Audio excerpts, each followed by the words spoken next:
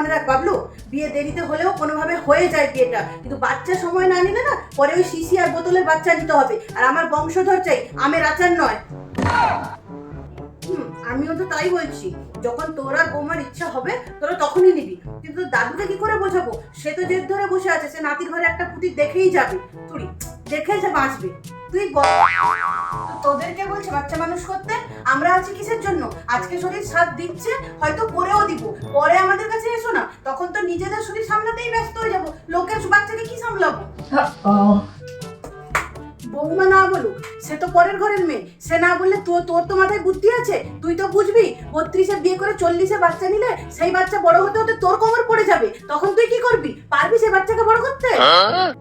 আমাদের কি, আমরা আজ আছি কাল নেই, যখন থাকবো না তখন বুঝবি। বাবা মা ঠিক কথাই বলে, তোদের ভবিষ্যতের জন্যই তোদেরকে বলা, বাকি তোমাদের যা মনে হয় তোমরা তাই করো।